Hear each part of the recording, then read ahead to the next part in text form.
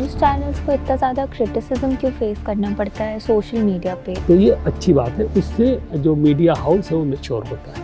अब ये है कि वो मीडिया हाउस उस फीडबैक को एनालाइज कैसे करता है। इंडियन ऑडियंस की कंटेंट प्रेफरेंसेस क्या-क्या हैं? थोड़ी बदली है 20 साल 30 सालों में देख रहा हूँ। जो पहले थी कि पॉलिटिकल, सोशल मीडिया की वजह से जो भी हम क्रिटिसाइज़ कर रहे हैं न्यूज़ चैनल्स को, तो एक तरीके से ये है कि हमें पे भी नहीं करना पड़ा और हमें अपनी न्यूज़ भी मिल जाएगी जैसी हमें चाहिए। ये भी देख के हुआ कि आप देख रहे थे प्रोग्राम, बीच में न्यूज़ के विज्ञापन आने लगे बार बार, तो आपका टाइम तो खाया उसने ना, पे तो करना पड़ा। एआई के आने के बाद मीडिया और कम्युनिकेशन इंडस्ट्री में क्या-क्या बदलाव आए हैं? अब ये है कि हमको ये मान के चलना कि आई हमारा घोड़ा है, चेतक पे सवारी करनी है तो राणा प्रताप बनना पड़ेगा आपको। Welcome back to New Street Live podcast. आज हमारे साथ है professor Upendra Ayodhya sir, director of Dainik Jagran institute of management and mass media communication, JIMMC Kanpur and Noida. Journalism, media, communication और एजुकेशन की फील्ड में इनका काफ़ी लंबा और समृद्ध अनुभव रहा है और उन्होंने मीडिया इंडस्ट्री को ट्रेडिशनल जर्नलिज्म से लेके डिजिटल एरा तक इवॉल्व होते हुए बहुत करीब से देखा है। आज के इस कॉन्वर्जेशन में हम बात करेंगे जर्नलिज्म के चेंजिंग लैंडस्केप, सोशल मीडिया का इम्पैक्ट, AI का future, audience psychology, media ethics और कम्युनिकेशन की दुनिया में आने वाले बदलाव के बारे में। तो बिना किसी देर के चलिए शुरू करते हैं।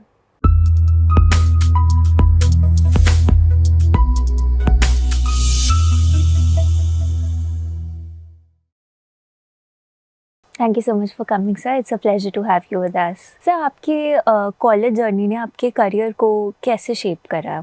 बहुत कॉम्प्लेक्स है मेरी कॉलेज जर्नी। मेरे करियर को लेके पेरेंट्स जो है वो, जो मेरा ज़माना था तो जर्नलिज्म तो कोई करियर माना नहीं जाता था।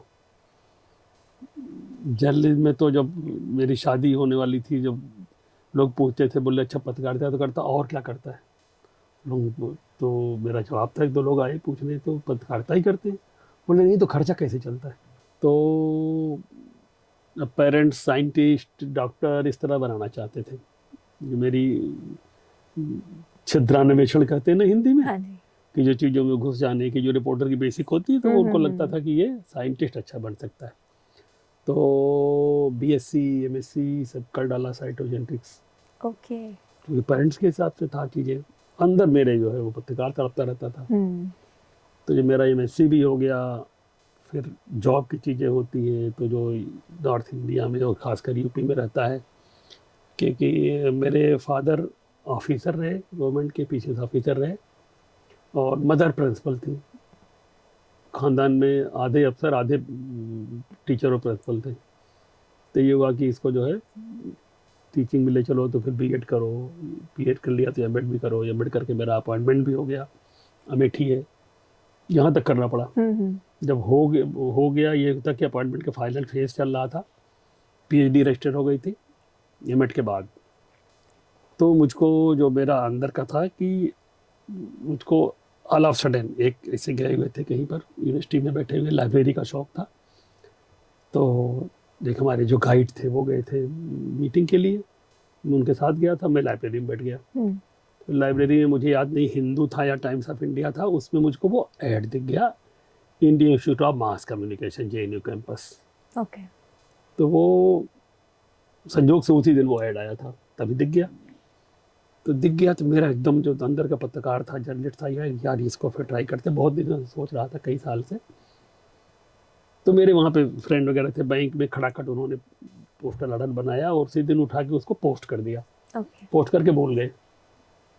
फिर जो एडमिट कार्ड आ गया, तो यही लखनऊ में अयोध्या कराने वाला हूँ, वहाँ से पता लगा तो लखनऊ में एग्ज़ाम था, लखनऊ यूनिवर्सिटी में एग्ज़ाम दे दिया, और IMC में 20 सीटें होती थी, यूपी से हम 2 लोग सिलेक्ट हुए थे।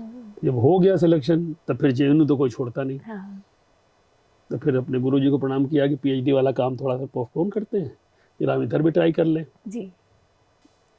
फिर जब उधर ट्राई कर लिया तो फिर लौट के तो न उन्होंने कहा न किसी ने कहा, फिर IMC निकला। तो IMC के बाद क्योंकि एजुकेशन देखो जो कैरियर चलता है, तो मेरी पत्रकारिता नॉर्मल पत्रकारिता से नहीं चली, मेरी पत्रकारिता एजुकेशन टेक्नोलॉजी से चली। क्योंकि आईएमसी से निकला तो वहाँ पर ये भी संयोग है कि मुझे तो नहीं पता था, लेकिन जो मेरी कापियाँ जांचने गई थी जेएनयू से, वो एनसीईआरटी की किसी प्रोफेसर के पास गई थी,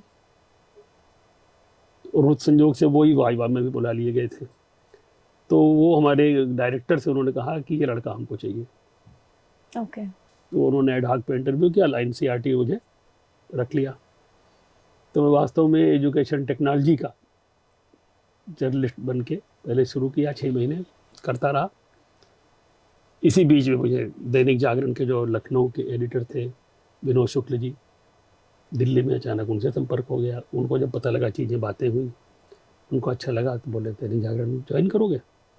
अयोध्या के रहने वाले हो, न्यूज़ हाट हो रही थी उस वक्त, 88-87 की बात थी। तो अयोध्या कांड धीरे धीरे उभर रहा था। पूछा उन्होंने कुछ अयोध्या के बारे में, तो बोले आओ टेस्ट दे दो। टेस्ट दिया, यहीं पे दैनिक जागरण अभी आपका यहाँ पे है। तब वो जो है वो मोती महल लॉन, जो मोती महल है आपका, वो हजरतगंज में वहाँ हुआ करता था। ओके। टेस्ट दिया, बुला लिया उन्होंने, तो एनसीईआरटी छोड़ दिया, क्योंकि वो पत्रकार अंदर का दैनिक जागरण से शुरुआत हो गई। तो जो कैरियर की तरफ आना, ये है कि मेरे पेरेंट्स को उनको प्रणाम है कि उन्होंने हमको रोका नहीं अपनी चीज़ें करने से। जब कैरियर बस ये देख रहे थे भाई इसकी रोजी रोटी चल जाएगी, जब देख लिया कि ठीक चल रही, तो उन्होंने कहीं नहीं रोका कि तुमको प्रोफेसरी करनी है।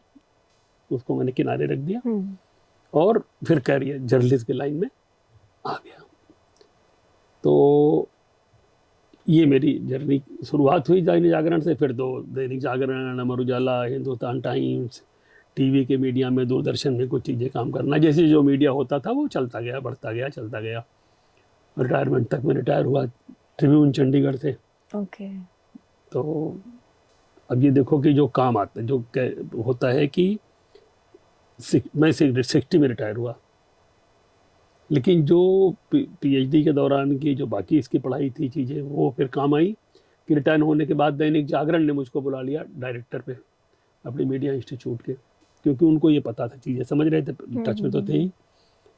तो अब मैं जो एंजॉय कर रहा हूँ पिछले 5 साल से रिटायर होने के बाद, वो मैं जो है वो तो अभी भी अगर एम्प्लॉयड हूँ, अगर अभी भी कुछ दे पा रहा हूँ सोसाइटी को, देश को, तो ये उसका फ़ायदा मिला कि जो बैकग्राउंड आपका पीछे अगर आपने चीज़ें मन से की हैं तो वो काम आती हैं। इसलिए कैरियर कोई स्ट्रेट लाइन नहीं होती। कैरियर का वेव नेचर होता है, कभी कभी जिग जैग नेचर भी हो सकता है, जैसे इलेक्ट्रिक करंट का जो है वेव नेचर होता है, एसी करंट का। तो ये मेरा रहा इसी तरह से। और अभी तक मैं, जब सबको रिटायर होना चाहिए, तो अभी मुझको अभी भी सोसाइटी छोड़ नहीं रही है, काम करना पड़ रहा है, दैनिक जागरण छोड़ नहीं रहा है।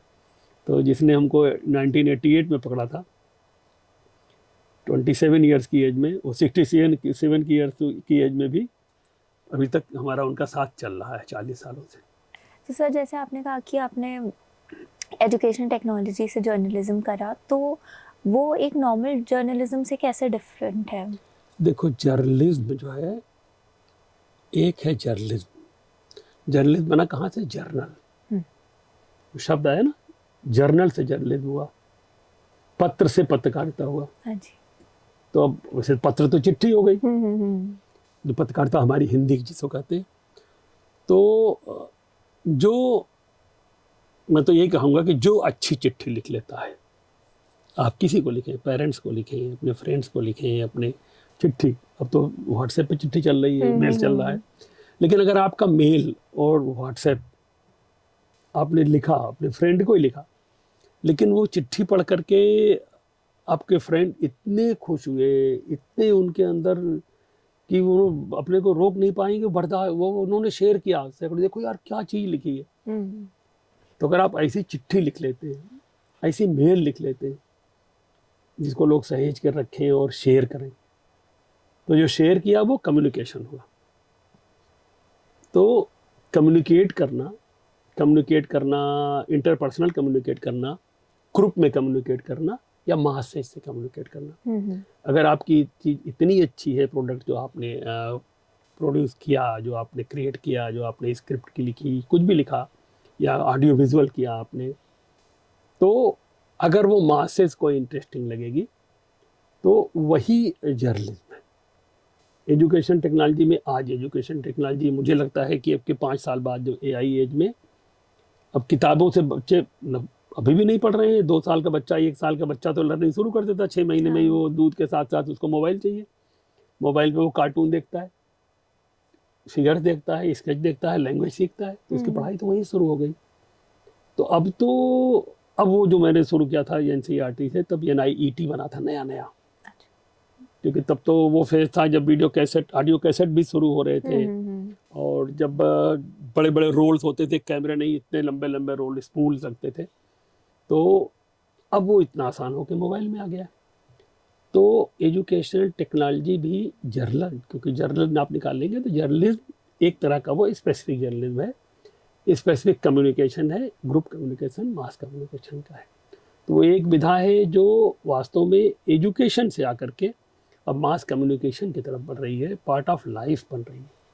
एंड सर, आपको अपनी पहली अपॉर्चुनिटी ऑडियो विजुअल मीडिया में कैसे मिली? जब मैं इंस्टीट्यूट ऑफ मास कम्युनिकेशन में इंटर्नशिप कर रहा था, तो ये इंस्टीट्यूट जो है वो जेएनयू कैंपस में है, जवाहरलाल नेहरू यूनिवर्सिटी कैंपस दिल्ली में। तो लेकिन ये इंस्टीट्यूट है own by information and broadcast ministry. तो जो हमारी इंटर्नशिप होती है वो हम लोगों को ब्रॉडकास्ट मिनिस्ट्री मतलब दूरदर्शन और आकाशवाणी, जिसको आप प्रसार भारती आज कहते हैं, तो इंटर्नशिप का हमको नेचुरल, अगर हम इंटरेस्टेड होते तो पहला अपॉर्चुनिटी से मिलती थी। तो वो इंटर्नशिप मुझे और वो मौका देते थे आपको। 1 महीने की इंटर्नशिप हुई, उनको लगा कि आप इंटरेस्ट ले रहे हैं, तो फिर 2 महीने की इंटर्नशिप हुई। तो वो आकाशवाणी और दूरदर्शन एक साथ था। तो इस तरह से हमारा जो इस ऑडियो विजुअल मीडिया से जो हुआ। अदरवाइज मैं तब प्रिंट का ज़माना था, प्रिंट ही चलता रहा। टीवी तो आपका जो आप आज तक देख रहे हो, तो वो भी जो है वो एक छोटे कैप्सूल के रूप में शुरू हुआ था। अच्छा। 1 आवर कैप्सूल ऑन दूरदर्शन। तब वो जब ओपन हुआ है, जब आपका डिजिटल दूरदर्शन के अलावा आपका प्राइवेट मीडिया आया है, तब आपकी शुरुआत हुई है ऑडियो विजुअल मीडिया की। एंड सर, आपको अपना पहला राइटिंग रोल कहाँ पे मिला और कैसे मिला? जो कॉलेज मैगजीन में, वहाँ से शुरू हुआ था।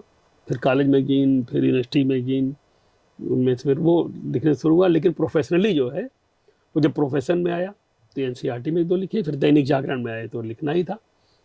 हालांकि वो भी जो अखबार लोग आते हैं कि रिपोर्टर बनने के लिए कि जा रहे हैं बस जागरण पे ये कर देंगे जो मन का है रिपोर्टिंग, तो रिपोर्टिंग उस समय भी नहीं मिलती थी। अभी भी जो है कि पहले आपको लिखने का शौर सीखना पड़ता है।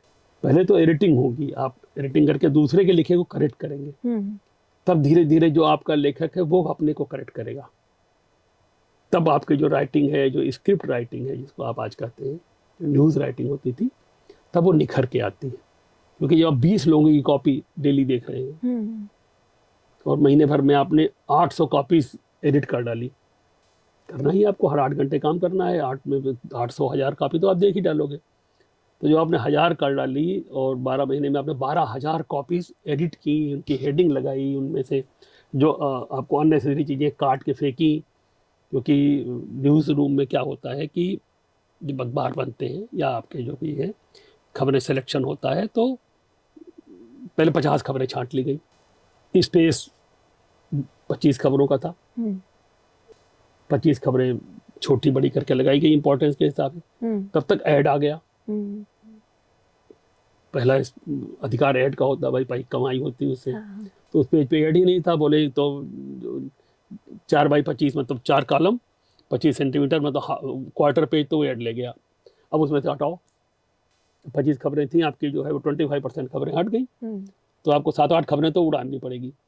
अब किसको हटाना है या किसको छोटी करना है, तो जो आपने बड़ी सी कॉपी लिखी थी, जो आपने 200 वर्ड्स में लिखी, तो आपको 50 वर्ड में उसी चीज़ को लिखनी पड़ेगी पूरी। हेडिंग जनरली वही होगी क्योंकि आपने पहले निकाली है। तो पूरी 200 वर्ड की खबर 1/4 से भी कम रह गई, लेकिन मैसेज जाना है। तो इस तरह से आपको जो न्यूज़ राइटिंग है, जो नरेटिंग, वो सीखते हैं आप। तब फिर उससे जो आपकी राइटिंग स्किल आगे होती है, जब आप फिर रिपोर्टिंग में जाएंगे तो आप समझ जाएंगे कि कैसे हमको कॉपी लिखनी है। कि अगर जब बाद में रात में 2 बजे जब मैं भी जाके सो रहा हूँगा और जब यहाँ पर हमारे एडिटर न्यूज़ जो जग रहे होंगे, वो मेरी कॉपी को जब 200 वर्ड से 50 वर्ड करेंगे तो उनको खोजना ना पड़ेगा इंपॉर्टेंट चीज़ कहाँ, इसलिए इंपॉर्टेंट सबसे ऊपर लिख लो भैया। तो इंपॉर्टेंट क्या है 200 वर्ड की कॉपी में, इंपॉर्टेंट क्या, इंपॉर्टेंट किसके लिए, रीडर के लिए, या जो आपका, अगर आप आपके ऑडियंस है, अगर आप ऑडियो विजुअल पर हैं, वो इम्पॉर्टेंट चीज़ क्या है वो आपको जानना पड़ेगा कि आप जो रिपोर्ट करके लाएं वो सबसे इम्पॉर्टेंट, ये जानना बड़ा मुश्किल होता है। इसको समझने की सेंस डेवलप करनी पड़ती है कि मैं जो सोच रहा हूँ हमारे ऑडियंस के लिए क्या इंपॉर्टेंट होगा। तो जब वो आप देते हैं तब वो निकल के आती है, वो सीखने की कला है, वो 2 साल 3 साल आपको लगता है। सर लेकिन ये आजकल स्कूल में सिखाया जा रहा है, जैसे हम लोगों ने भी जब 9th-10th दिया था तो हमें एक पैसेज दिया जाता था 150 इसीलिए हमेशा दिया वर्ड्स गया, का, एंड हमेशा उसको दिया हमें जाता था। प्रेसी के फॉर्म में हम करना लोग पढ़ रहे पड़ता थे तो था। प्रेसी राइटिंग, ये हाँ सब जी। चीज़ें, यही स्किल सिखाने की चीज़ है। लेकिन जब आप खुद लिखते हैं, खुद पढ़ते हैं, और आपके टीचर पढ़ते हैं, एग्जामिनर पढ़ते हैं, और जब आप खुद लिख रहे हैं और 1 लाख लोग पढ़ रहे हैं, हाँ बहुत डिफरेंस होता है। और उनका डिफरेंस आ रहा है। आज ऑडियो विजुअल में आपने डाल दिया, आपने ट्वीट कर दिया, आपने लिंक्डइन पे डाल दिया, आपने फेसबुक पे डाल दिया, तो फिर आपको पता लगेगा जो आप लिख रहे हैं तो उसमें कितनी गालियां मिल रही हैं, कितनी तालियां मिल रही हैं। तो इसलिए तब आपको समझ में आएगा। तो वो प्रेसी राइटिंग जो आपने की थी उसकी नेचुरल जो एक्चुअल ग्राउंड पे टेस्टिंग होती है। सर जैसे इंडिपेंडेंट मीडिया है जिस पे गवर्नमेंट का कोई इन्फ्लुएंस नहीं होता, ये सच में इंडिपेंडेंट होती भी है कि बस सिर्फ ऐसे कहने के लिए है? नहीं, मीडिया तो गवर्नमेंट की भी मीडिया वो भी इंडिपेंडेंट है। इन्फ्लुएंस जनरली तो गवर्नमेंट की भी नहीं होती, अगर होती है तो वो मीडिया कोई भी हो, क्योंकि मीडिया जो खासकर इंडिया में देखो, इंडिपेंडेंट क्या होता है, अपने पैरों पे खड़ा होना। लगभग 1.5-2 साल से आप भी इंडिपेंडेंट होगी, क्योंकि अपनी तनख्वाह आप पा रही हो। हाँ जी। तो आपकी थोड़ी चॉइस होगी, नहीं तो पापा मम्मी पे डिपेंडेंस है। पापा मुझे ये लेना है, अभी नहीं बेटा अगले महीने। जो अपने आप इंडिपेंडेंट हो तो अपने हिसाब से चीज़ें आप कर लेते हो, खुद आपको मैनेज करना है। तो ऐसे ही जो इंडियन मीडिया है, चाहे वो टीवी हो, चाहे वो न्यूज़पेपर जो रहा ट्रेडिशनल आज भी वही है, चाहे वो रेडियो रहा हो, जो भी मीडिया है वो अभी पापा मम्मी पे डिपेंडेंट है। कि पापा मम्मी कौन है? गवर्नमेंट नहीं, गवर्नमेंट भी है, लेकिन जो उनके ऑडियंस है, हाँ। जो उनके रीडर्स हैं, जो रीडर्स हैं तो एडवर्टाइजर हैं। तो अभी जो मीडिया है वो चाहे जो हो, आप दैनिक जागरण हम निकाल रहे हैं, 40 साल दैनिक जागरण, अमर उजाला, हिंदुस्तान जिसको मैंने रिप्रेजेंट किया, हिंदुस्तान टाइम्स और ट्रिब्यून तक, दूरदर्शन रहा हो, उसको भी ऐड से काम चलता है। उसको गवर्नमेंट ज़्यादा सपोर्ट कर देती है ऐड के लिए, उस तरह के जो ज़्यादा फाइनेंस कर देती है। लेकिन वो आज तक हो, NDTV हो, जियो हो, या FM रेडियो हो, चैनल्स हो आपके, हमारा रेडियो सिटी है, सब एडवर्टीजमेंट पे चलते हैं, क्योंकि इनकम उनको उसी से होती है।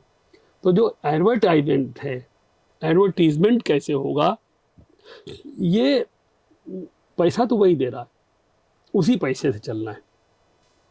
अभी जो टीवी पे आप देख रहे हैं, रेडियो पे आप सुन रहे हैं, या अखबार आप पढ़ रहे हैं, वास्तव में आप कंज्यूमर तो हैं, लेकिन आप उसके लिए प्रॉपर पे नहीं कर रहे हैं। तो जो आप पे नहीं कर रहे हैं, तो जो पे कर रहा है वो उस पर डिपेंडेंट हो जाएगा। बेस्ट मॉडल तो ये होता कि वो जो रीडर है, जो लिसनर है, जो व्यूअर है, वही पे करे, तो उसके मन की चीज़ मिलेगी। सही बात है। अदरवाइज हम कोशिश तो करते हैं, क्योंकि आपको चाहिए हमारा TRP बढ़ जाए, हमारी रीडरशिप बढ़ जाए, हमारी व्यूअरशिप बढ़ जाए, लेकिन हमको जो हमको पैसा दे रहा है उससे गाइड होना पड़ता है। तो इंडिपेंडेंट जैसी कोई चीज़ तो तभी पॉसिबल होगी जब वो अपने खर्च पे चलने लगे। आप अपनी भी आप मोनेटाइज करते हो तो गूगल के ऊपर डिपेंड हो जाते हो। हालांकि इस मामले में थोड़ा सा अब आपको डिजिटल मीडिया ने लिबर्टी दिया है कि कोई और आपको डायरेक्ट प्रेस नहीं कर रहा है कि हमारा ऐड लगाओ, तो हम उस तरह की आपको न्यूज़ लगानी है, न्यूज़ को, या एडवोटोरियल जिसको बोलते हैं, आप जो पॉपुलर हो रहा है, अगर आप पॉपुलर हो रहे हैं, आपके लाइक्स और वो आ रहे हैं, तो आपको गूगल या जो भी प्लेटफॉर्म है वो आपको ऐड देना शुरू कर देते हैं, यूट्यूब से आपको ऐड मिलने लगता है, मोनेटाइज कर लेते हो। लेकिन वो अपनी पॉलिसी भी चलते हैं, उनकी अपनी भी पॉलिसी है। तो कई बार होगा आपको रोक देंगे, हाल आपको ब्लॉक कर देंगे कि आपको हमारी पॉलिसी को नहीं सूट कर रहे हैं आप। तब वो पॉलिसी उनकी जो है वो कहाँ से गवर्न हो रही है, हो सकता है वो अमेरिका जहाँ की एजेंसी होगी, जहाँ की कंपनी अमेरिकन है तो अमेरिकन से होगी, वो इंडियन से तो नहीं चलेगी। उनको हो सकता है अनएथिकल लग रहा हो, आपके यहाँ उड़ीसा में वो एथिकल हो, लेकिन वो कहेंगे ये तो अनएथिकल है, इसको हम जाने नहीं देंगे, आपको ब्लॉक कर देंगे। तो डिपेंडेंस तो, इंडिपेंडेंट होना है तो खुद मुख्तार जिसको कहते हैं ना,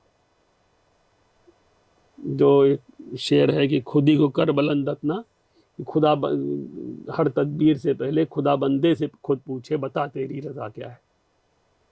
तो अगर आप खुद मुख्तार हैं, आप अपने पैरों पर इतनी मजबूती से खड़े हैं कि खुदा को भी पूछना पड़े कि बता तेरी रजा क्या है, तो रजा के लिए तो भाई आपको अपने पैरों पर मजबूती से खड़ा होना पड़ेगा। जो आपका कंज्यूमर है, और कंज्यूमर जेब से पैसा निकालेगा, लेकिन उसको मजा आएगा तो निकालेगा। धुरंधर पे निकाला, सही बात है, उसको मजा आया तो निकाला, नहीं मजा आता है, अगर आप उस तरह का प्रोडक्शन नहीं दे पा रहे हो तो आपकी फिल्म फ्लॉप हो जाती है। तो आपको उसके मन की चीज देनी पड़ेगी, ये समझना सबसे बड़ी चैलेंज यही है, चाहे वो जो मीडिया हो। तो डिपेंडेंस ये तो मेस्मराइजिंग है, डिपेंडेंस तो मृग मरीचिका एक तरह से।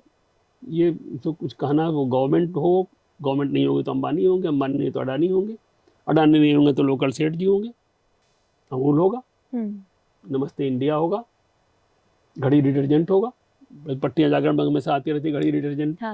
तो आपको उनके खिलाफ खबर आपको लगानी होगी, तो फिर वो तो उनका मैनेजर कहे कि भैया हम फिर विज्ञापन आपको रोक रहे हैं, तो फिर तो मैनेजमेंट हिल जाएगा कि यार वो तो हमारा खर्चा ही नहीं चलेगा, बाकी तो इतना कहाँ से अखबार निकलेगा, तो उसको तो नाराज नहीं कर सकते।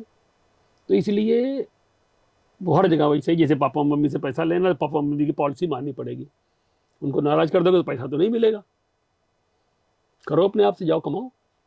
And sir news channels, news room, ये सब कैसे बैलेंस करते हैं कि आपको जेन्युइन रिपोर्ट्स देनी है ऑडियंस को, प्लस उसके साथ साथ टीआरपी भी देख के चलना है कि आपकी टीआरपी न्यूज़ रूम, पहली बात तो हर न्यूज़ रूम, जैसे आपका भी न्यूज़ रूम है, आप पॉडकास्ट कर रहे हो, तो आप देख रहे हो कि आपकी टारगेट ऑडियंस कौन, उसको आपके पॉडकास्ट को कौन देख सुन रहा है। पहली बात तो उसका इंटरेस्ट, ताकि हमको मैक्सिमम लोग देखें, और देखें तो हमारी, वो चाहे फाइनेंशियली हो, चाहे आपकी अपना जैसे होता है ना कि हमारे मत, हम जो चाहते हैं वो लोग उससे एग्री करें, चाहे वो फाइनेंशियल हो, चाहे वो एथिकल हो, चाहे वो रिलीजियस हो, चाहे वो अपना नेशनलिटी की भावना, ये चीज़ें जो भी हो, जिसके लिए भी चलाया जा रहा है। तो उस हिसाब से पहली बात तो वो तय करता है कि हमको क्या लेके चलना है, अपने ऑडियंस को छांटता है। जो समझ मीडिया चलने वाला है, कोई मीडिया हो वही चलेगा, जिसको जो ऑडियंस को जान जाएगा कि हमारे ऑडियंस कौन है, उसे क्या पसंद है। आप उसमें थोप नहीं सकते, क्योंकि आपने तो कहा हम तो ये चलाएंगे, चलाते रहो, हम तो टीवी बंद कर देंगे, हम चैनल बदल लेंगे, हमारे पास तो इतने रखे हुए हैं, हम आपका यूट्यूब नहीं देखें, दूसरा देखेंगे। तो पहली बात तो आप उसका इंटरेस्ट पैदा करो, एक तो उसका इंटरेस्ट क्या है उस हिसाब से आपको देखना पड़ेगा, उस हिसाब से आपको, वही न्यूज़ सबके पास आती है, वही न्यूज़ दैनिक जागरण में आएगी, वही अमर उजाला में आएगी, वही टाइम्स ऑफ इंडिया में आएगी, वही हिंदू में आएगी, वही दूरदर्शन को मिलेगी, इंडियन गवर्नमेंट मीडिया को, वही आकाशवाणी को मिलेगी, वही आज तक को मिलेगी, सबको वही न्यूज़ मिलती है। उसको वो अपने अपने हिसाब से, ट्रंप का अगर कुछ हो रहा है, हरमुज में कुछ हो रहा है, ईरान वार हो रहा है, तो सब अपने अपने तरीके से देखते हुए अलग अलग तरीके से लोग पेश कर रहे हैं। न्यूज़ तो वही है, वो अपने ऑडियंस के हिसाब से देखते हैं कि इसको कैसे हमको एडिट करना है, कैसे हमको प्रेजेंट करना है। तो एक तो वो, और हमारी पॉलिसी क्या है, हम अपनी पॉलिसी के अनुसार ही दिखाएंगे।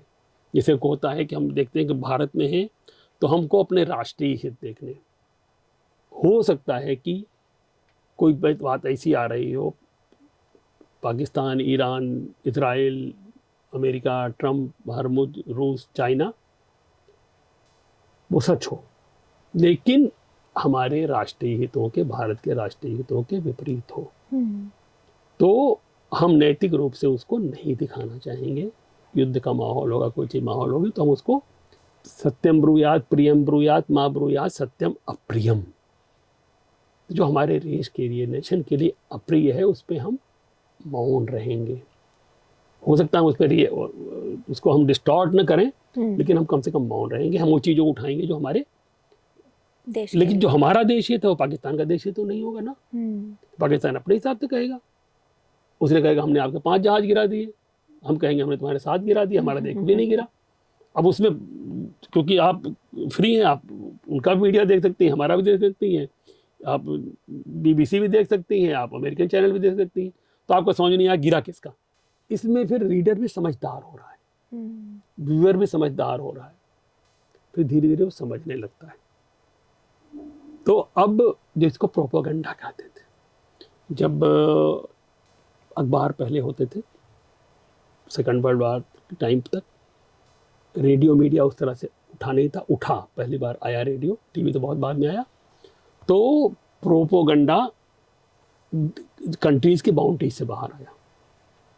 जर्मनी ने सबसे पहले उसका काफ़ी फ़ायदा उठाया, फिर मित्र राष्ट्रों ने, जो इंग्लैंड ने, अमेरिका ने, सबने उठाया, कि पब्लिक को अपने अपने हिसाब से, प्रोपेगेंडा मतलब है जो सच भी हो सकता है, नहीं भी हो सकता है, जो हमको अपने गढ़ के बताना है, वही कि किसका जहाज गिरा, कौन किस पे। यह भी देखा होगा ईरान वार में भी चल रहा था खूब।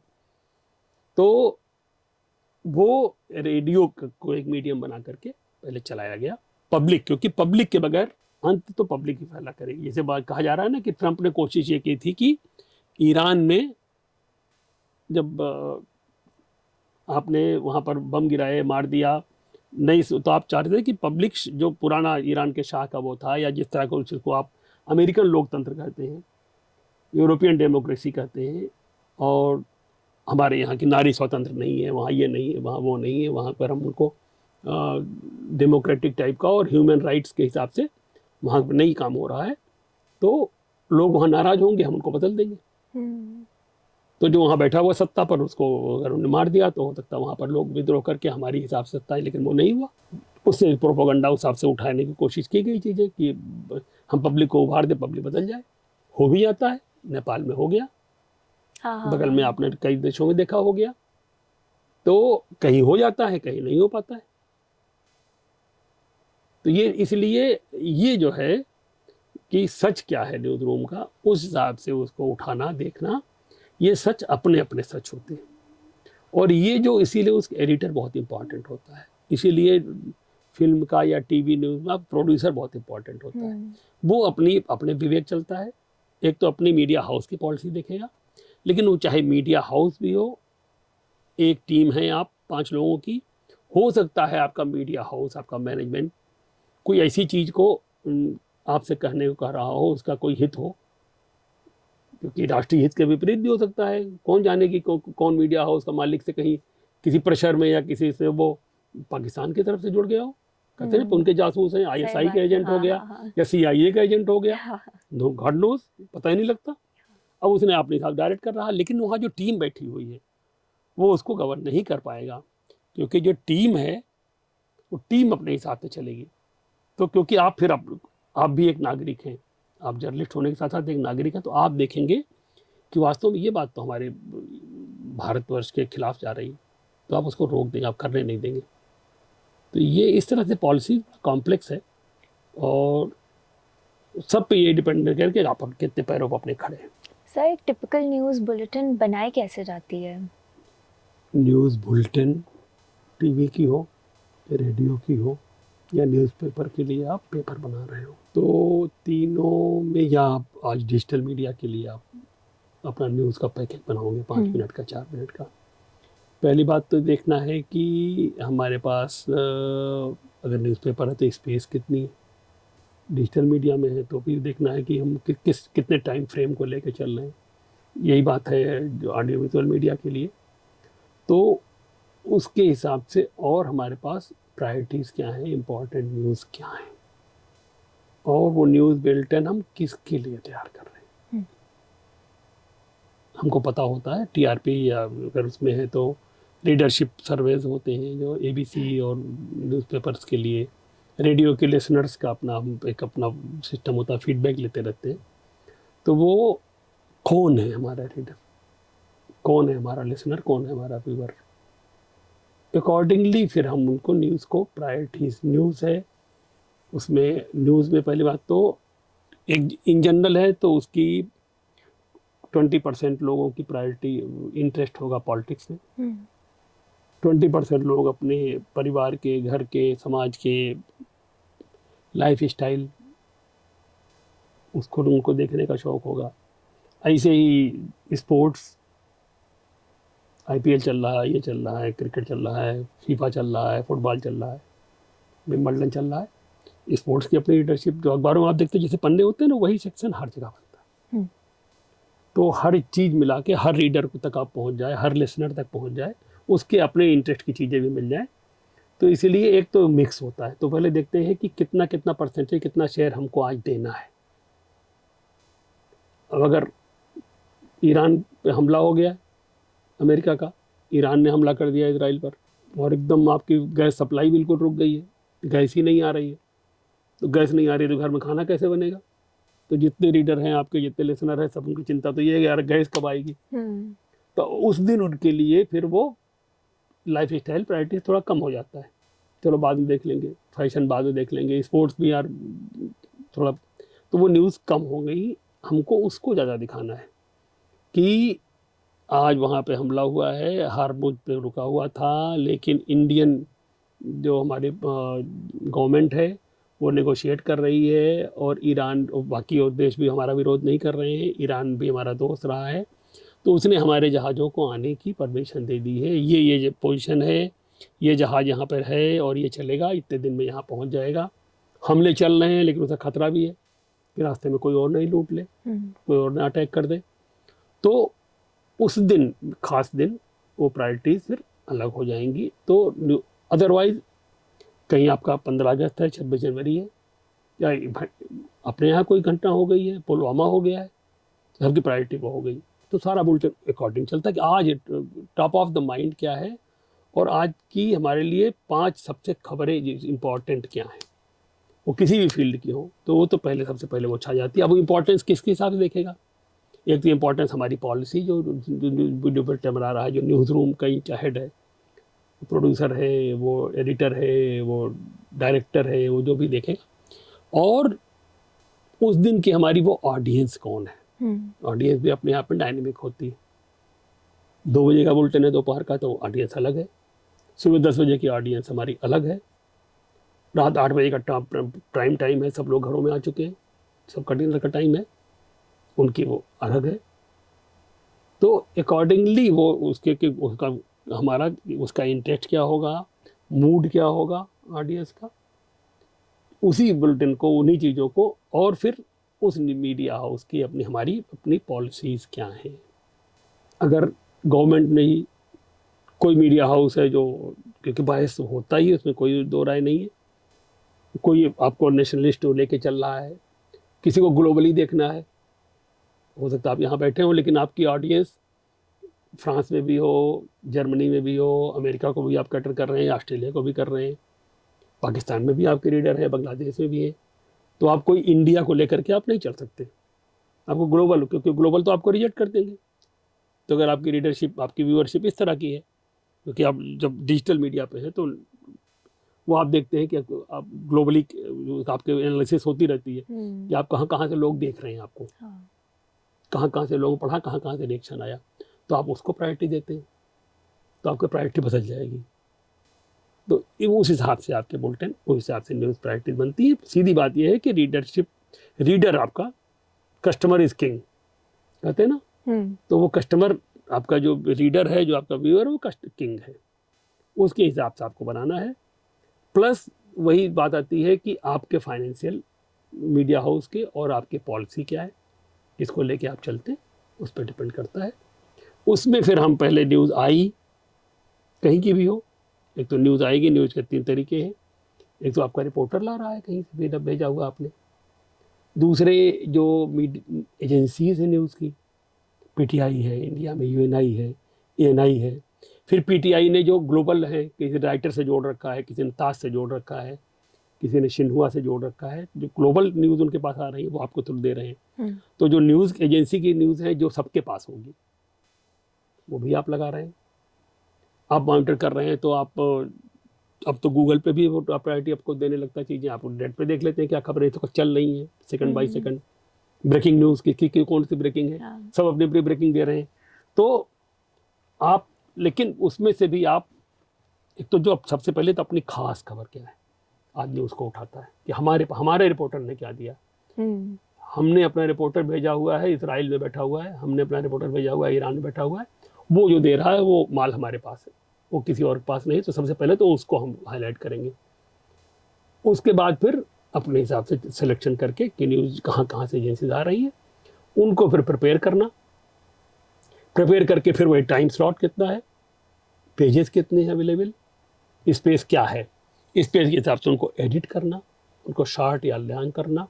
उसके बाद वो कोई बहुत छोटी खबर मिली हो आपको, बड़ी इंपॉर्टेंट हो, तो आप सर्च करोगे इसको पढ़ाओ भाई, ये तो 20 सेकंड में खत्म हो जा रही है, हमको तो इसको 1.5 मिनट तक दिखाना है।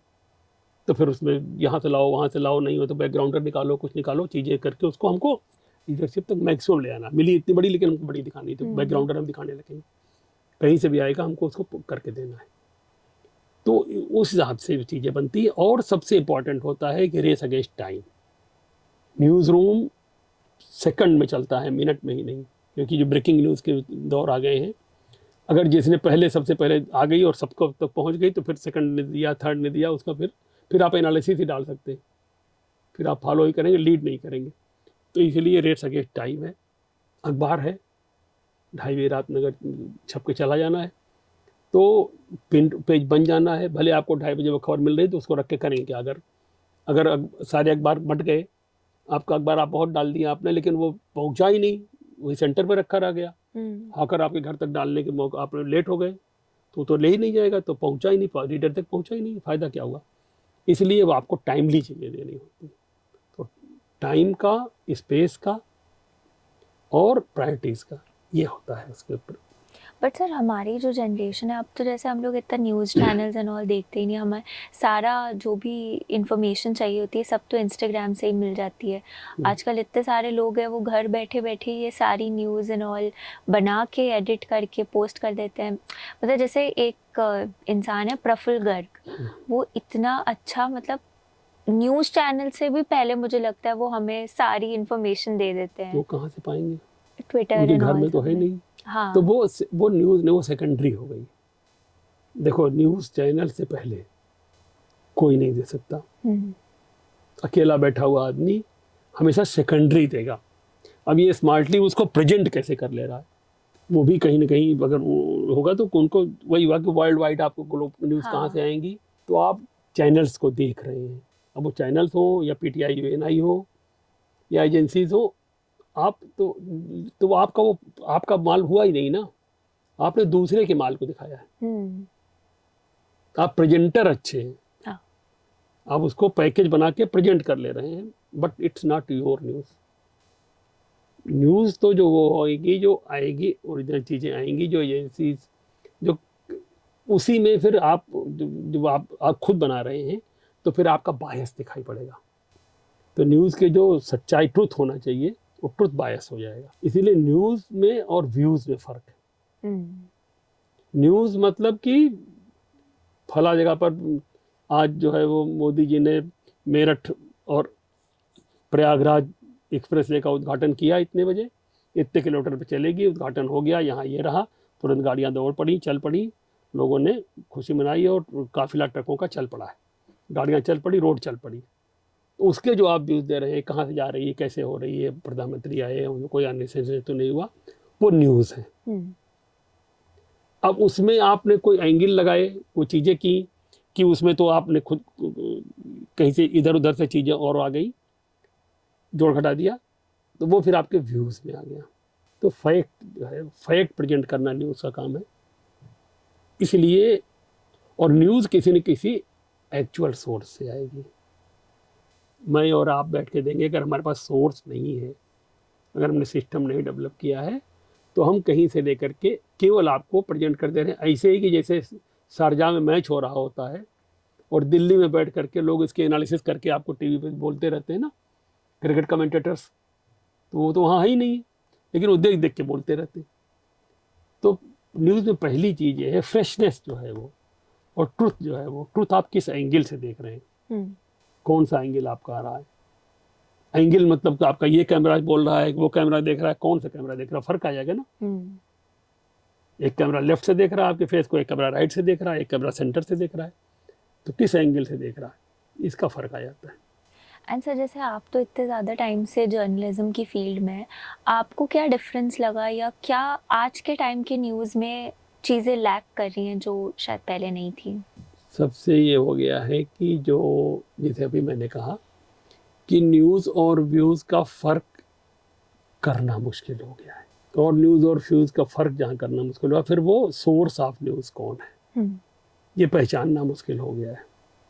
जो ट्रेडिशनल सोर्स ऑफ न्यूज़ थे, जो इस्टेब्लिश थे, जो ट्रस्टवर्दी थे, उनकी जगह पर हर तरफ से कहीं आपको बम्बार्डमेंट हो रहा है, आपको 100 एजेंसीज खड़ी हैं, हर शहर में कोई 2 आदमी शुरू हो गए और वो शुरू कर दिया तो आपको वो न्यूज़ होने लगी।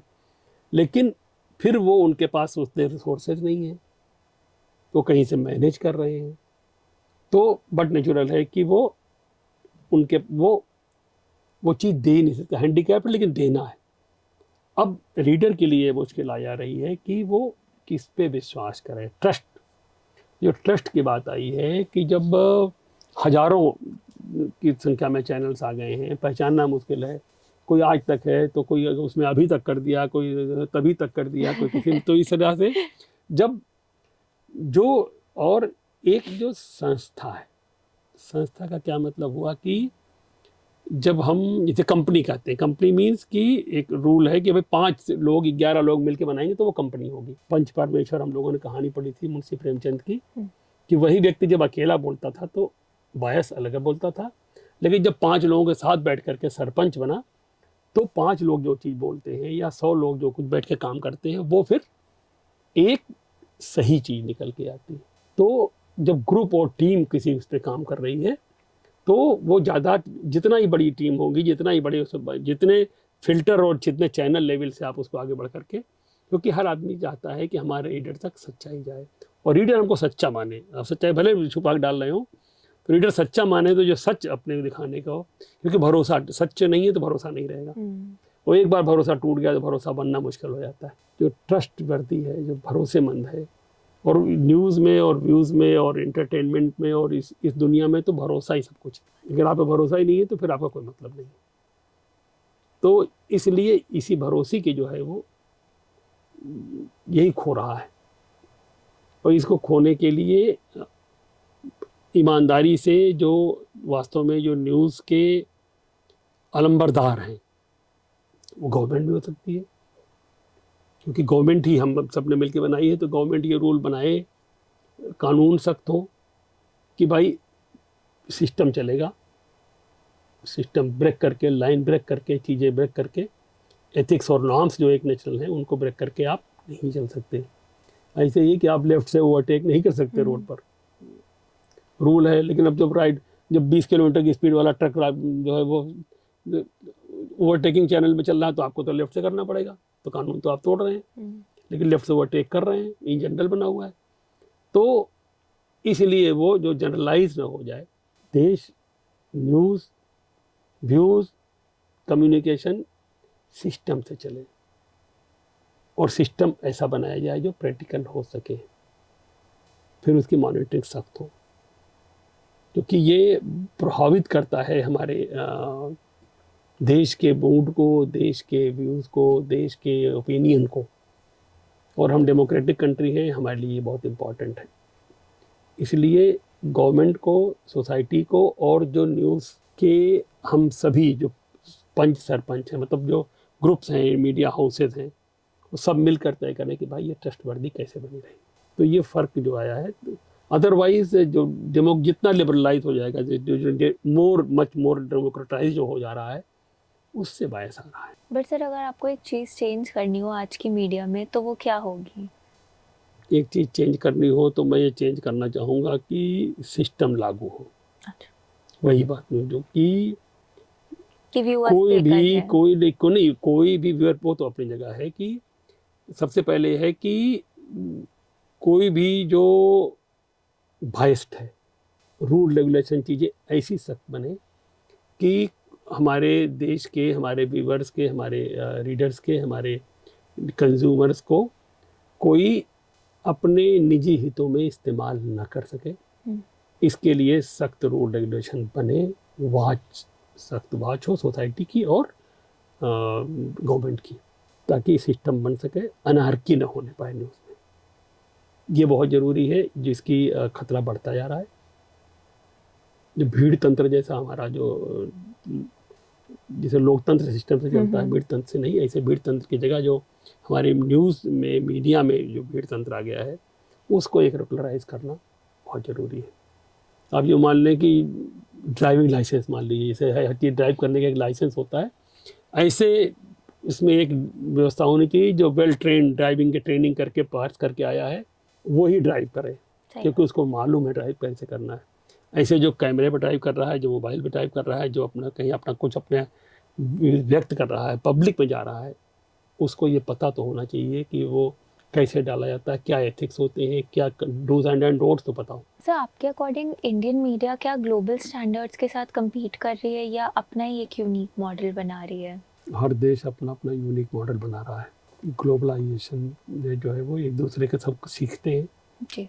लेकिन हर देश के, उसके पड़ोसी देश, उसकी अपनी कंट्री की पॉपुलेशन, उनकी अपने कल्चर, तो उसको लेकर के अब मौके ज़्यादा हुए हैं क्योंकि अब आप ऑडियो विजुअल पर हैं, तो इसलिए सबका अपना अपना मॉडल बन रहा है। जहाँ तक ग्लोबल स्टैंडर्ड्स की बात है तो निश्चित रूप से हम ग्लोबल स्टैंडर्ड्स पर बिल्कुल खरे उतर रहे हैं। मीडिया में कोई दिक्कत नहीं है। मीडिया टेक्नोलॉजी में जो खासकर जहाँ पर हम थोड़ा सा हैंडीकैप होते हैं, जो हमारी बैंडविड्थ है, जो 4G 5G 6G और स्पीड, तो जो वहीं पर थोड़ा सा हम ज़्यादा नहीं, बस थोड़ा 19-20 का फ़र्क है जो डेवलप्ड कंट्रीज़ हैं उनके मुकाबले में, अमेरिका इंग्लैंड के।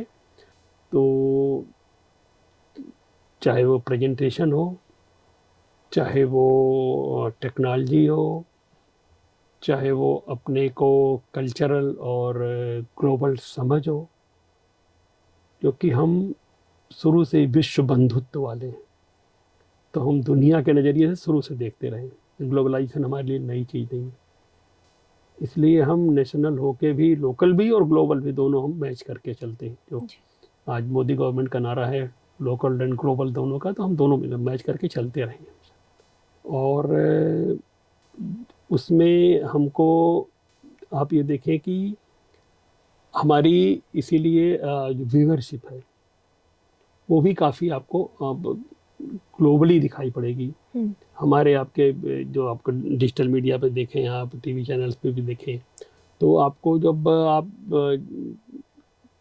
आपकी बहुत, ऑस्ट्रेलिया हो, न्यूजीलैंड हो, कनाडा हो, इंग्लैंड हो, क्योंकि उसमें भी हमको काफ़ी हमको लोकप्रियता मिलती है। जैसे हमारी फिल्मों को आप देखते मिल रहे हैं कि फिल्में जितना जो है वो बॉक्स ऑफिस कलेक्शन इंडिया में करते हैं, धीरे धीरे करके 6 महीने के अंदर वो लगभग उसके 70% 80% तक ग्लोबली कर लेते हैं। क्योंकि हमारा डायस्पोरा, हमारे लोग भी दुनिया भर में फैले हुए हैं, उसका भी हमको फ़ायदा मिलता है। तो और जब लोग हमारे हैं, लोग वहाँ देख रहे हैं, तो जो उनके पड़ोसी हैं, उस देश के लोग हैं, उन पर भी हमारा प्रभाव पड़ रहा है। सर, लेकिन न्यूज़ चैनल्स को इतना ज़्यादा क्रिटिसिज्म क्यों फेस करना पड़ता है सोशल मीडिया पे आज के टाइम में? अच्छी बात है, वो गवर्नर है, वो कंट्रोलर है, क्योंकि हमारा डाइवर्सिटी है। किसी को कुछ पसंद है पॉलिटिकली, आप देखें तो कोई बीजेपी के साथ है, कोई समाजवादी पार्टी के साथ है, कोई कांग्रेस के साथ परंपरागत है, कोई समाजवादी बीएसपी के साथ है। तमिलनाडु में आप देखें तो उधर से तमिल का अपना उनको अपनी चीज़ों को लेकर के अहमियत है, बंगाल को अपनी अहमियत है। आपको यूपी में यहाँ बंगाली माहौल भी मिल जाएगा, लाजपत नगर में मिल जाएगा, आलमबाग पंजाबियों को भी मिल जाएगा, आप लखनऊ को ही देखो। तो मद्रासी कॉलोनी भी है, तो सब लोग यहाँ भी रह रहे हैं। ये सब लोग रह रहे हैं, सबके अपने अपने व्यूज़ होंगे, सबने अपने कई चीज़ें उनके कल्चर को, उनके नॉर्म्स को, उनके जो संस्कृति है उसको सूट नहीं करेगी। तो जो आप कोई चीज़ देंगे तो उस पर क्रिटिसाइज तो करेंगे ही। तो ये अच्छी बात है, उससे जो मीडिया हाउस है वो मैच्योर होता है। अब ये है कि वो मीडिया हाउस उस फीडबैक को एनालाइज कैसे कर रहा है, क्योंकि ये तो तड़प रहती थी हमेशा कि भैया हमने डाल तो दी खबर, छाप तो दिया यार, रिएक्शन कैसा आया, लोगों ने पढ़ा तो, लेकिन हमको पता तो नहीं लगा ना कि कितने लोगों ने क्या उसको लोकप्रियता रही। रेडियो तो लिमिटेड आता था, लिमिटेड हम छाप भी पाते जो आया उसका। तो कहते हैं हर रीडर को, हर व्यूअर को अवेयर होकर को अपना रिएक्शन देना ही चाहिए, कहीं उसको गड़बड़ लगे तुरंत टोकना चाहिए। उससे ही, क्योंकि सबसे सही जो कंट्रोलर है, सबसे सही गवर्नेंस है, उससे आएगी। जैसे आप ट्रैफिक में चल रहे हैं, अगर हर चौराहे पर खड़ा हुआ आम आदमी भी आपको टोक दे कि देखिए आप गलत चल रहे हैं, तो धीरे धीरे धीरे हर चौराहे पर रोका जाएगा तो आदमी सही से चलने लगेगा। तो इसीलिए हम भी जो साइबर वे पे दौड़ रहे हैं, क्योंकि अब हम साइबर वे पे दौड़ रहे हैं, तो साइबर वे पे दौड़ते हुए स्पीड भी है, तो उसमें गलतियां होने के चांस भी रहते हैं, एक दूसरे से आगे चलने की होड़ भी रहती है। तो होड़ में हम रॉन्ग साइड में चले जाएं, इसके लिए अच्छी बात है गवर्नेंस आ रही है। तो क्रिटिसाइज़ करने से ऐसा नहीं कि हम बुरे हो गए हैं, ये हमारा स्टैंडर्ड बहुत ख़राब हो गया है। क्रिटिसाइज़ अब आने ज़्यादा लगा है, क्योंकि उसके पास मौके आ गए हैं, आसान हो गया है। मोबाइल उठाया, तुरंत आपने टाइप कर दिया, तुरंत पहुंच गया। जैसे पैसा निकालना आसान हो गया है, लेन देन आसान हो गया, ऐसे वो भी आसान हो गया। सर, लेकिन जैसे आपने कहा था कि अगर कंज्यूमर्स को अपने हित की न्यूज़ देखनी है तो फिर उन्हें पे भी करना पड़ेगा, बट अब जैसे सोशल मीडिया की वजह से जो भी हम क्रिटिसाइज़ कर रहे हैं न्यूज़ चैनल्स को, तो एक तरीके से ये है कि हमें पे भी नहीं करना पड़े और हमें अपनी न्यूज़ भी मिल जाएगी जैसी हमें चाहिए। नहीं, देखो पे वही बात है, हम सही आदमी को तो उसको पे तो नहीं, उसको तो पे नहीं कर रहे हैं, लेकिन वो कहीं ना कहीं हमको पे करना पड़ रहा है किसी न किसी फॉर्म में। कोई भी चीज़ दुनिया में मुफ्त नहीं होती। उस पर फिर वो आपको ट्रुथ उतना सही नहीं मिलेगा, क्योंकि जो चैनल है वो कहीं से विज्ञापन लेगा। तो ये भी तो एक पे हुआ कि आप देख रहे थे प्रोग्राम, न्यूज़ देख रहे थे, बीच में अगर बीच में न्यूज़ के विज्ञापन आने लगे बार बार, तो आपका टाइम तो खाया उसने ना, तो पे तो करना पड़ा। आपका टाइम पे भी की कीमत थी वो चली गई। जो न्यूज़ आप 3 मिनट देख सकते थे, आपको 9 मिनट तक देखना पड़ रहा है, तो फर्क तो आएगा, पे तो करना पड़ेगा। इसलिए जो इंडिपेंडेंट होने की बात है वो मॉडल, जैसे कि आप फिल्म पे करके देखते हैं जी। जो शौक होता है बॉक्स ऑफिस देख कर वहाँ जाएं, या फिर आप नेटफ्लिक्स पर कहीं ना कहीं उसको जहाँ भी देख रहे हैं पे कर रहे हैं। न्यूज़ के लिए अभी वो चीज़ें आने में आइडियल हैं, क्योंकि मॉडल ही ऐसा बन गया था, इंडियन मॉडल ऐसा बन गया था कि न्यूज़पेपर जो है वो एडवर्टीजमेंट से ज़्यादा खर्च निकाल रहे थे, क्योंकि ये था गरीब देश है, चलो रीडर्स को हम इंफॉर्मेशन देते रहे, हमें इंडस्ट्री सपोर्ट करती रहे, तो एक सोशल सर्विस हो गई। अब वो सोशल सर्विस होते होते धीरे धीरे वो उसको बायस करने लगी। जो प्री इंडिपेंडेंस था तो हर व्यक्ति जो है वो देश की उससे सोच रहा था, जब इंडिपेंडेंस आ गई तो धीरे धीरे वो अपना सोचने लगा, अपनी इंडस्ट्री की सोचने लगा, इससे वो फ़र्क आया। पर सर, एआई के आने के बाद मीडिया और कम्युनिकेशन इंडस्ट्री में क्या क्या बदलाव आए हैं? हमको ये मान के चलना कि एआई हमारा घोड़ा है, तो अगर आपको बहुत अच्छा घोड़ा चलना है, चेतक पे सवारी करनी है, तो राणा प्रताप बनना पड़ेगा आपको। उतना ही आपको मजबूत होने चाहिए उसको, क्योंकि वो इतना तेज है कि आप चूके तो गिरे, तो आपको गिरा देगा। इसलिए वो तेज सवारी तो चाहिए चाहिए, तेज सवारी चाहिए, भरोसेमंद सवारी चाहिए। तो एआई आपके लिए तेज सवारी है। जैसे हम पहले, जब मेरे बचपन ही था, मैं अपने गाँव खुद भी बैलगाड़ी में गया हूँ, 22 किलोमीटर जो है 12 घंटे में जाते थे। आज आप लड़के बाइक पे जा रहे हैं, बिना हेलमेट लगाए जा रहे हैं 100 की स्पीड में, लेकिन एक गड्ढा पड़ा और पलट गए, हाथ पैर तुड़ा लिया या जान चली गई। दोनों रिस्क भी है, तब उतना रिस्क भी कोई नहीं था, चले जा रहे हैं आराम से, कोई इस तरह रिस्क नहीं था। तो ऐसे ही साइबर वे पे आप जब एआई जो आएगा वो आपके लिए बहुत सावधानी से चलना पड़ेगा। आ ही गया, आके गया, तो वो तो अपने, और एकदम से नहीं आया, एकदम से हमको दिखने लगा है। जब आपने गूगल पर मैप देखना शुरू किया, आपका घर हमने ट्रैक करना शुरू किया, आपने डाल दिया, तो एआई से ही आई चीज़ें। जब आप विज्ञापन आए फेसबुक या ट्विटर आप कर रहे थे, तो उसने आपको ट्रैक कर लिया, उस तरह के आपको ऐड दिखाना शुरू किया, तो एआई तो आया। एआई को पब्लिक ने समझना अब शुरू किया अभी साल, 1.5 साल, 2 साल से। तो क्योंकि आर्टिफिशियल इंटेलिजेंस, लेकिन इंटेलिजेंस आर्टिफिशियल, नेचुरल इंटेलिजेंस आपके पास होनी है। तो नेचुरल इंटेलिजेंस से कंट्रोल होगी तो वो ये है कि हमारे आसान करेगी हमारी न्यूज़ के सिलेक्शन में, न्यूज़ की खोज में, चीज़ों में। लेकिन अगर हम बहुत अलर्ट नहीं होंगे तो हम बायस हो जाएंगे, क्योंकि हमने उस पर जो फीड किया वही तो वो वापस देगा। अगर आपने गार्बेज दिया तो वो गार्बेज लौटाएगा। उसके पास तो भंडार है, वो भंडार में से देगा। तो अगर आपने बहुत ज़्यादा उसमें जो है वो ऊटपटांग भर दिया तो वो वही उसमें से निकाल के देगा। तो उसको भी हमको ट्रेन करना है और ट्रेन करना है। ट्रेन करने के लिए एक्सपर्ट्स बैठे हैं। लेकिन एक एग्जांपल है कि अगर हम, वो भी उसमें इंग्लिश बायस हो गया है, क्योंकि वो जहाँ से गवर्न हो रहा डेवलप कंट्री से, अमेरिका से, इंग्लैंड से, तो वो इंग्लिश बायस्ड है। अब अगर आप अवधी में, भोजपुरी में, बंगला में, तमिल में, तेलुगु में, गुजराती में, अगर आप वहाँ की कल्चर, वहाँ की खबरें, वहाँ की पुरानी चीज़ें ही खोजने लगेंगे तो उस पर कोई डाल भी नहीं रहा है, उसको आपको मिलेगी नहीं। आप खोजने लगेंगे बंगला खबरों में, बंगला अखबारों का स्वतंत्रता संग्राम में कैसे तो योगदान रहा, क्या चीज़ें रही। तो जो बंगला अखबार जब उसके एआई के पास पढ़े होंगे, उसका कंटेंट पढ़ा तो ही तो एनालाइज करके देगा। कंटेंट डाल ही नहीं रहा कोई, उर्दू को डाल नहीं रहा कोई, तो मिलेगा कहाँ से देगा, वो दे नहीं पाएगा। तो हैंडीकैप होगा तो इधर उधर से इंग्लिश से यहाँ वहाँ, तो जो इंग्लिश वर्ड में आया होगा, जो इंग्लैंड में बैठ करके इंडिया को देखा होगा, अपने लखनऊ को देखा होगा, वो नज़रिया आपको मिलेगा। लखनऊ का असली नज़रिया आपको नहीं मिलेगा। तो इसलिए इसके लिए फिर आपको एआई को पहले समृद्ध करना होगा और वो अनबायस करना है। तो पहले जो एलएलएम कहते हैं, जो लार्ज लैंग्वेज मॉडल्स हैं, जो लैंग्वेज लर्निंग मॉडल्स हैं, उनको आपको उनका स्वदेशीकरण करना पड़ेगा। भारत का इतना बड़ा समृद्धि है, अगर वो दुनिया तक नहीं पहुंचेगी तो वो चाहे किसी भाषा में होगी, भाषा तो खट से ट्रांसलेट हो जाती है, वो भी उसने सुविधा दे दी है। लेकिन कंटेंट तो कहीं पड़ा हो, माल तो कहीं आएगा, तभी तो अपने स्टोरेज में लाएगा, अपने ब्रह्मांड में वो अपने में रखेगा। तो ये ज़रूरी है, तो मीडिया की है ये ज़रूरत, सोशल मीडिया की है ज़रूरत, हर व्यक्ति को जो जागरूक है और उसको यूज़ कर रहा है, news and information and views को खोजे। अगर आपके पास, आपके परिवार में कहीं पुराने अखबारों के ऐसे जो संग्रह करके आपके बाप दादा ने रखे हों, मैगजीन्स रखे हों, उनको आप देखिए, उनको डालिए, ऐसे समूहों को दीजिए कि जो वो उसको वापस डाल सके, तो वो समृद्ध होता जाएगा। तो उसको समृद्ध करना पड़ेगा, टाइम करना पड़ेगा, और इसलिए बहुत अच्छा रहेगा। वही कि बैलगाड़ी युग से अब आप जो है वो साइबर युग में जा रहे हैं, बुलेट ट्रेन युग में जा रहे हैं, वंदे भारत चल रही है। तो चलिए आप, लेकिन सावधानी से चलिए। अगर बुलेट ट्रेन की स्पीड से चल रहे हैं और आप गोंडा के रूट पर जा रहे हैं और सामने भैंस आ गई तो क्या होगा?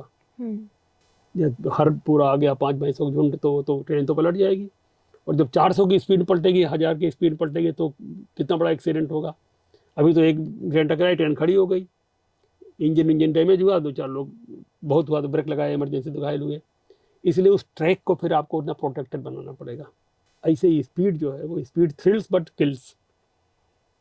तो जो इसकी स्पीड है और जो इसका आपको दायरा बड़ा है, बोझ बड़ा दे रहे हैं, वो संभालने के लिए कदम भी मजबूत करने पड़ेंगे, भुजाएं मजबूत करनी पड़ेंगी। सर, इंडियन ऑडियंस की कंटेंट प्रेफरेंसेस क्या क्या हैं? इंडियन ऑडियंस की कंटेंट प्रेफरेंस थोड़ी बदली है 20-30 सालों में देख रहा हूँ।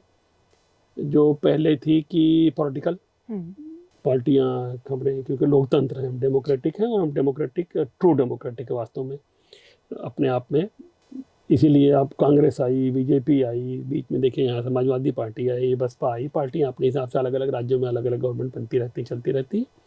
तो उसका पॉलिटिकल फ़र्क पड़ता है, हर फैसले में पॉलिटिक्स का रहता है, तो पॉलिटिकल हो गई। दूसरे, क्योंकि यहाँ पर खासकर अलग अलग नॉर्थ में जैसे आप देखेंगी तो क्राइम, क्योंकि क्राइम के जो खतरे होते हैं, तो इसलिए आपको क्राइम की खबरों में चीज़ें बहुत मिल जाएंगी। लेकिन आप नॉर्थ ईस्ट में जाएं तो वहाँ पर उस तरह क्राइम रेट कम है, वहाँ उस तरह का लाइफ स्टाइल और कल्चर और जो उनकी चीज़ें, तो आपको वहाँ पर वो मिलेंगी। साउथ में थोड़ा आपको उसमें भी वो फ़र्क मिलेगा, वहाँ लोग अपनी कल्चर, अपनी फूड हैबिट्स, अपनी लाइफ स्टाइल, आपका इंटरटेनमेंट, उस पर बहुत ज़्यादा फोकस है। तो उनकी प्रायोरिटीज़ वहाँ पे ज़्यादा मिलेंगी। जैसे कि यहाँ पर गवर्नमेंट में कोई भी, अमिताभ बच्चन भी एक बार इलेक्शन लड़े लौट गए, और यहाँ पर जो है वो फिल्मी लोग नहीं उभर पाते हैं। जया बच्चन राज्यसभा में ही लिमिटेड हैं। हाँ। लेकिन वहाँ पर एम.जी. रामचंद्रन रहे हों, जयललिता रही हों, एन.टी. रामाराव रहे हों, जो फिल्मी पर्दे के, जो स्क्रीन के हीरो थे, वो रियल हीरो बन के उभरे, मुख्यमंत्री बने, लीडर्स बने। सर एक आखिरी क्वेश्चन, अगर क्या सक्सेस एज के साथ, सक्सेस की डेफिनेशन क्या एज के साथ चेंज होती रहती है? क्योंकि जैसे सक्सेस के आपके लाइकिंग एज के हिसाब से चेंज होती जाएगी, आपकी सोसाइटी चेंज होती जाएगी, इसीलिए सक्सेस की डेफिनेशन भी एज के साथ चेंज होती जाएगी। जब आप स्टूडेंट हैं तो आपकी यही है, जैसे यहाँ पर है कि भाई IIM क्वालिफाई कर जाओ, IIT क्वालिफाई कर जाओ, मेडिकल नीट कॉलेज निकाल लो, एक बहुत सक्सेस का है कि डॉक्टर बन गए, इंजीनियर बन गए। अब आप देखिए एज के हिसाब से कि एक लड़का जो IIT बना, तो पहले उसने निकाली, IIT हुआ, IIT बंद बनने के बाद के लगा कि यार IIT तो हम चल रहे हैं एक लेवल पे, नौकरी वोकरी की समय माहौल देख रहा है, उसने कहा IIT के साथ साथ हमको IIM करना चाहिए, मैनेजमेंट जानना चाहिए, तो हमारा पैकेज बढ़िया हो जाएगा। तो IIT किया, IIM किया, वो भी निकाल लिया। अब आपको बहुत ऑफिसर्स मिल जाएंगे जो IIT किए, IIM किए, फिर IAS दिया और IAS बन गए। तब कहाँ वो बने थे, इंजीनियर बनने निकले थे, कहाँ वो फिर IIM करके मैनेजमेंट करने निकले थे, कहाँ वो IAS बन गए, एडमिनिस्ट्रेटर बन गए। तो इंजीनियर से एडमिनिस्ट्रेटर बन गए, वो एडमिनिस्ट्रेटर में भी बने रहे। फिर बाद में उनको शौक लगा कि यार इंटरटेनमेंट की इंडस्ट्री बहुत बढ़िया है, तो कितने देखो आप हीरो फिल्मों में चले गए। आपको फिल्मों में भी डिफरेंट फील्ड के लोग मिल जाएंगे, क्योंकि फिल्मों में अगर आप दम है, चीज़ें हैं, उभर के आई, पब्लिक को पसंद आए, तो आप रातों रात स्टार हो जाते हैं, उसका फ़र्क पड़ता है। तो एज का, अब एज में आप देखिए कि अमिताभ बच्चन को एग्जाम्पल लीजिए, जो आज इस वक्त 70+ पे, आपको 75 के हो, लेकिन वो आइकॉन बने हुए हैं। तो उनका सफ़र देखिए आप, पहले उन्होंने नौकरी की, नौकरी के बाद उनका रेडियो को शौक लगा, रेडियो को टेस्ट देने गए, टेस्ट में उन्होंने कह दिया, और उसी माइक ने कह दिया कि रेडियो टेस्ट में इनकी आवाज़ अच्छी नहीं है, आप नहीं चल पाओगे, फेल हो गए। आकाशवाणी ने टेस्ट की, लेकिन अब वो आवाज़ जब बाद में फिर वो देखो, उसके बाद वो उनको शौक लगा, आप गए आप इंडस्ट्री में, फिल्म इंडस्ट्री में चढ़ते चढ़ते आप एक लेवल तक अच्छा पहुँचा, अपना अच्छा काम किया। जिस एज पे लोग हीरो हीरोइन रिटायर होने लगते हैं, तो आप भी रिटायर होने की सोचिए, आपने ABCL पकड़ लिया, आपने कंपनी खोली, प्रोडक्शन हाउस, लेकिन वो डिप कर गई। इसी बीच में आपको राजीव गांधी और परिवार से, गांधी परिवार से क्लोज हो, आप नेता बन गए, आप इलाहाबाद से इलेक्शन जीत कर गए, लेकिन फिर वो आपको रास नहीं आया, तो आप इधर लौटे। जो आवाज़ आपकी सबसे ये तक फेल कर दी गई थी, वही आवाज़ आज हायर एडवर्टाइजमेंट में आपको बजती, कोरोना में आपको बजती दिख रही है। सही बात है। वही आवाज़ सबसे अच्छी लग रही है। तो जो नार्व से नार्व भी बदल गए, जो एक स्टैंडर्ड नार्व था कि आवाज़ अच्छी नहीं है, कह रहा था माइक आपका टेस्टिंग करके टेक्नोलॉजी पे, वो आवाज़ डिफरेंट थी, अच्छी तो नहीं थी, उस नार्व पे नहीं थी, नार्व से अलग थी, इसलिए आपने फेल कर दिया। लेकिन नार्व से अलग इतनी पसंद आई कि वो जो है वो आज भारत की आवाज़ बनी हुई है। जिस एज में लोग रिटायर हो जाते हैं, उस एज में देखिए आप सबसे बड़े आइकॉन बने हुए हैं आप इस वक्त बॉलीवुड इंडस्ट्री में। तो एज के हिसाब से प्रायोरिटीज बदली। आज आप फिल्मों के हीरो उस तरह से नहीं बन रहे, आपने एकदम नई फील्ड उठा ली, कौन बने करोड़पति चल रहा है। सलमान खान को देख लीजिए, एक लाइन उन्होंने पकड़ी, एक दूसरा लाइन उन्होंने अपना पकड़ लिया, बिग बॉस की, वो भी बिग बॉस में लेके चलने लगे, वो अलग फील्ड पकड़ लिया उन्होंने। लाइफ स्टाइल और लाइफ और लोगों के घरों में झांकना, बेडरूम पे, वो भी एक अपने से चेंज हो गई। हम लोगों के थे गुरुजी पढ़ाने आते थे JNU में, पुष्पेश पंत जी, इंटरनेशनल अफेयर्स पढ़ाते थे, इंटरनेशनल पॉलिटिक्स, इंटरनेशनल चीज़ें, इंटरनेशनल चीज़ों पे स्टडी, वो प्रोफेसर थे वैसे। और वो करते करते उनको जो है वो इंटरनेशनल जब अफेयर्स देखते देखते उनको इंटरनेशनल फूड पे इंटरेस्ट आया। तो वो जलेबी की कहानी, समोसे की कहानी, पराठा कहाँ से चला, कहाँ से पहुँचा, इलायची कैसे कहाँ से पहुँची, कैसे उसने जो है वो देश बदल दिए, पॉलिटिक्स को बदल दिया, प्रायोरिटीज बदल दी, मार्केट को बदल दिया। तो वो फूड पर लिखने लगे। उन्होंने अपनी फील्ड बदल ली, कहाँ इंटरनेशनल अफेयर्स का प्रोफेसर। उनको लगा यार फूड, खाना बेसिक चीज है। अब जैसे लौंग है, बात सही भी थी। भारत लोग आए, जब वास्को डी गामा आया, कोलंबस आया, तो वो क्या खोजने आए थे? भारतीय मसालों पर, क्योंकि इनके सबसे ज़्यादा रेशम और मसाले यहाँ से ज़्यादा जाते थे, सिल्क रूट से जाते थे। वो जहाज लेके आया, क्योंकि भारतीय इलायची, भारतीय लौंग, भारतीय मसाले की वो वैल्यू थी कि जो सोने के सिक्के की जो वैल्यू होगी, वो एक इलायची की वैल्यू थी यूरोपियन कंट्रीज में, पेरिस में और लंदन में। तो वो उसने फिर वो उसको लेने के लिए आए, ईस्ट इंडिया कंपनी बनाई, कारोबार किया, नील का कारोबार किया, मसालों का कारोबार किया, और आपके राजा बन गए वो। सोचिए। तो जो फूड मसाले से चीज़ें चली, फूड हैबिट से चीज़ें चली, वो यहाँ पर बादशाहत हो गई उनकी, वो यहाँ के राजा बन गए। और बन गए तो उधर से चीज़ें फिर आनी शुरू हुई। आलू, आलू अमेरिका का है, पोटैटो, टोमेटो, टोबैको, ये अमेरिकन है। आपके यहाँ आ गए, आज आप आलू कहोगे तो अरे हमारा नहीं, किस कैसे नहीं है? तो था ही नहीं भाई। वास्को डी गामा नहीं आया था तो भारत वाले आलू नहीं जानते थे, लाल हरी मिर्च भी नहीं जानते थे। हम तो काली मिर्च वाले थे, काली मिर्च की वैल्यू हमारी सबसे ज़्यादा थी। लेकिन वहाँ से टोबैको, टमाटर, आप सोचो, आज तो सब्जियाँ यही चल रही, आलू टमाटर हरी मिर्च, ये तो होगी ही होगी। ये वहाँ से आई। हमारे यहाँ से जो काली मिर्च और मसाले गए तो, लेकिन उससे ज़्यादा तो यहाँ आ गए। आज आलू के सबसे ज़्यादा प्रोड्यूसर हम हैं। तो इसलिए तो उससे फूड उस पर गए। और वास्तव में बहुत बड़ा इसका एक मार्केट है अपने लेकिन आप देखिए मीडिया हो, सोशल मीडिया पर तो ये भी खूब छाया हुआ है, food items, health item, life style. तो इसलिए बदलती रहती है उसको। फिर जब वो आपके प्रायोरिटी में आ जाएगा तो उसको लेकर के न्यूज़ भी आने लगेगी। आपके कमोडिटीज़ की news front page generally public liking में नहीं आती, लेकिन जब हरमुज आया तो गैस सिलेंडर की न्यूज़ आने लगी प्रायोरिटी पर, क्योंकि बेसिक चीज़ थी गैस सिलेंडर। तमाम जो शादियां हुई, शादियां रुकने लगी कि गैस सिलेंडर नहीं, शादी कैसे होगी। रेस्टोरेंट्स का देखा गया कि भैया हमारा रेस्टोरेंट बंद हो गया, चल ही नहीं रहा, गैस सिलेंडर नहीं है। तो एक वहाँ की पॉलिटिक्स शुरू हुआ। और कमोडिटी, जो बेसिक कमोडिटी, किचन की कमोडिटी है, गैस सिलेंडर चिंता जो लेडीज़ करती है, अब बुक कर दिया, अपने आप चलाया, जेंट्स सोचते भी नहीं थे। आज वो सबके लिए इंपॉर्टेंट टॉप प्रायोरिटी पे आ गया इस वक्त। तो इस तरह से जो है प्रायोरिटीज अपने आप से चेंज होती रहती, इस हिसाब से चीज़ें चलती रहती। और यही इसीलिए न्यूज़ एंटरटेनमेंट का अब जो दायरा, आपस में जो डिवीज़न था, वो धीरे धीरे सिमटता जा रहा है, एक दूसरे पे हाइब्रिड मोड में जा रहे हैं। सर, आज के इस कॉन्वर्सेशन से हमें जर्नलिज्म, मीडिया, कम्युनिकेशन और ऑडियंस बिहेवियर को देखने का एक नया पर्सपेक्टिव मिला। आपने अपने एक्सपीरियंसेस और इनसाइट के थ्रू बहुत सी इंटरेस्टिंग और थॉट प्रोवोकिंग बातें हमारे साथ शेयर की, और हमें उम्मीद है कि इस डिस्कशन ने आपको भी बहुत कुछ नया सोचने का और सीखने का मौका दिया होगा। मिलते हैं बहुत जल्द एक और इंसाइटफुल कॉन्वर्सेशन के साथ।